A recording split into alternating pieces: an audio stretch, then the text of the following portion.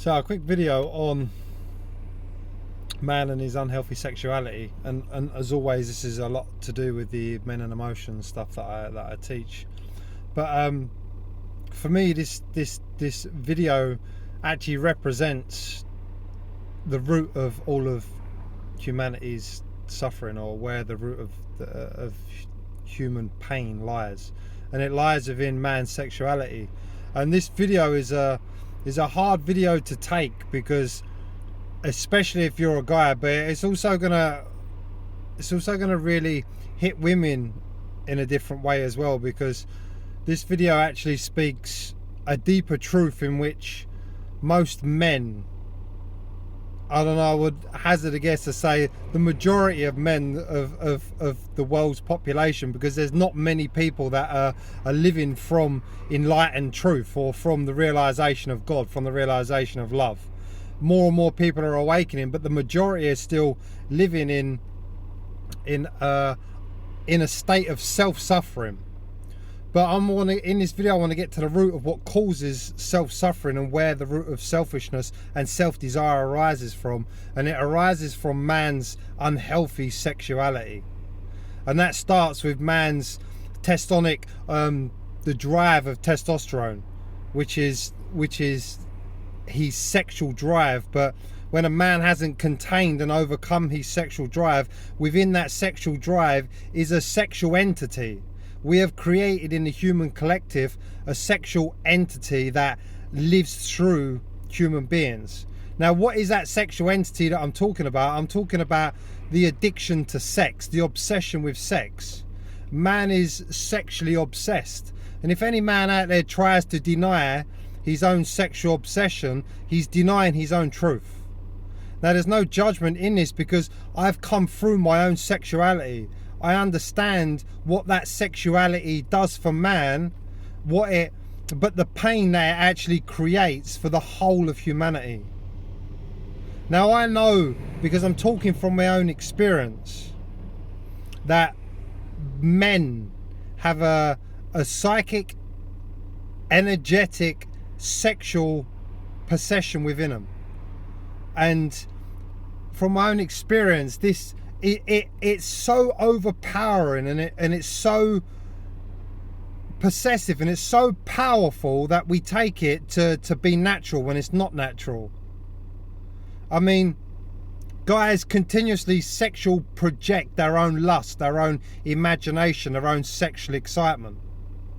Guys are obsessed with masturbation, obsessed with their own sexual fantasies, obsessed with their own sexual desire, with their own wanting to get, their need to get. And then that's projected onto women. And then, you know, a man doesn't see the natural beauty of woman. He isn't able to recognize the essence of a woman. He sees only the sex. He sees only the form. And then he sexualizes that. I mean, you've got to be accountable for your own shit. You've got to stand, and you've got to see the truth of what I'm speaking. I've been in groups of men my whole life, and I know that as men we just sexualize women all of the time.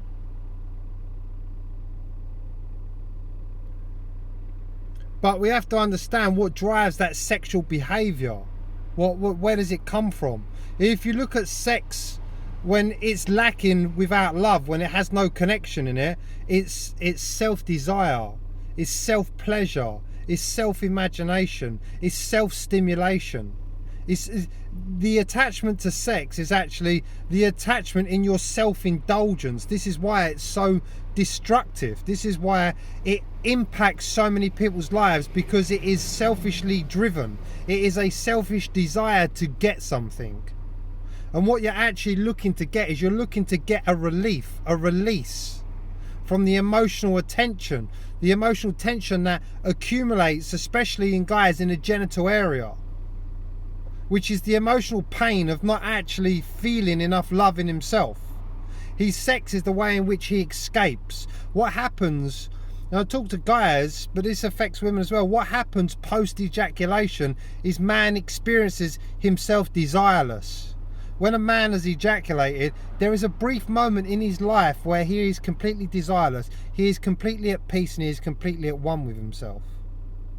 But that is his natural state. But the only thing is, he hasn't realised his natural state because there's too much emotional tension in him. There's too much accumulation of pain and suppressed trauma, that how he deals with it is he releases it through sexual projection, through masturbation. Which really, if you look at masturbation and you look at sexual projection, you understand that it's self-driven.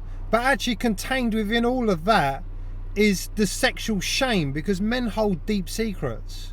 Men masturbate themselves all of the time, and then we class it as normal. But actually that masturbation and that self-pleasure, to pleasure yourself, is actually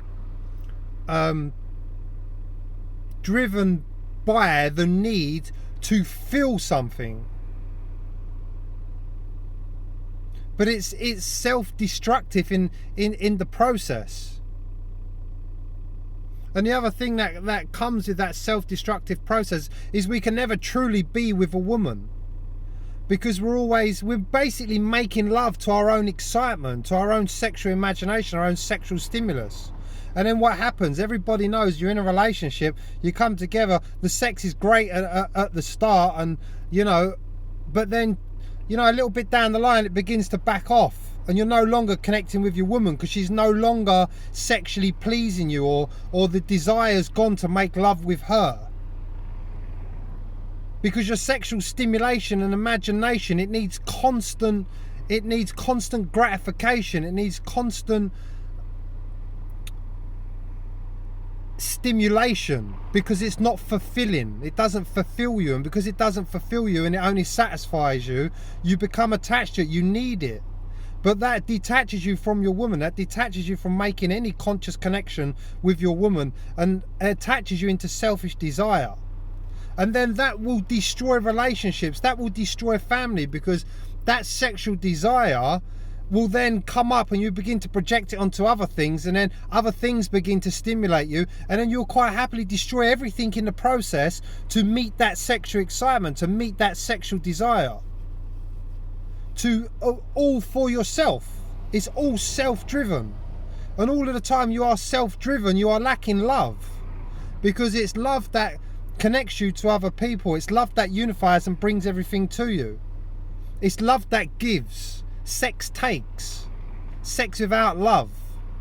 Now, when a man detaches from sex and he comes into loving himself, and he goes through the pain of what drives his sexuality, he comes into a state of love. Now, when a man makes love, or when a man has sex with a woman in a state of love, he's unifying the realization of love between them. He's not in it for selfish desire to get something out of it. He's in it to connect with the woman, to realize that woman in principle is love, and when he's in a state of love, he has a divine connection. That's the whole purpose of sex, is for two bodies to unite under one consciousness, to unite under the realization of love. You see, but men, because we're so obsessed and attached with sex, we've used it to create self-indulgence, and look what we've done to women in the process. All of that projection of sex has created in woman a sexual entity, so now woman is sexually obsessed. But beneath woman's sexual obsession is the actual hatred for what men have done to her, because woman was never sexually possessed until man put that sexual excitement, his own sexual imagination and that sexual projection into her, and disconnected her from her divinity. Because beneath sexual excitement in a woman is the pain of never being loved. And so when a woman detaches from sexual excitement, she has to pass through the pain that no man has ever loved her. And what that's creating in woman is this entity, this deep hatred for men, because man has never loved her. How can man love another woman when he's constantly looking to get something for himself? When he's constantly trying to feel his own pleasure, his own desires? And this earth, this planet, is a painful place, and we're all escaping it through sexual imagination and sexual excitement, and we're getting lost in our imagination, because what actually is going on within us is painful. So we're all escaping. But the escaping perpetuates the pain, because the escaping is driven by the pain. The sexual projection is driven by the pain. When a man is sexually projecting, he's projecting his trauma. And so what he's done is he's projected trauma onto woman. And now woman has taken on that trauma, and she's lost herself in it. She's lost the essence of who she is. She's lost the core of who she is. And now she plays up to man, and she gives in to his sexual world. And that just leaves her even more deeply unhappy. All women are deeply unhappy because the man in their life doesn't reach them, doesn't provide containment, doesn't provide safety, doesn't provide the knowledge that they are loved. And because that never happens for a woman is never allowed to blossom. She's never allowed to come out of herself. A man needs to come into his own power, into his own divinity, to provide the containment for a woman to know that it's safe for her to be a flower of love within his presence. And there's not enough men out there because we're all sexually driven. But there is the knowledge that you can go through that. You can detach from sex. You can detach from masturbation. You can detach from sexual projection. You can do the healing to come through yourself and to unite yourself in the frequency and the field of love. And that's where your power is. There's no power in projection. It's just trauma. And until we begin to see that sexual projection is trauma and that it devastates everybody, the planet, the people and our loved ones, and we've got no chance of changing it. And I speak with passion and I speak with power because I have my own knowledge, because I've passed through this, because I continue to see it. I continue to detach from it. And that allows me to love more and provide safety and containment for the people in my life to actually feel safe to open up. Men need to provide. This is a masculine energy to provide containment for the people in his life to feel safe. That's man's job. That's man's role. To allow woman to blossom. To speak truth and understanding to those around him. But there's no authority in a man who has an authority over himself.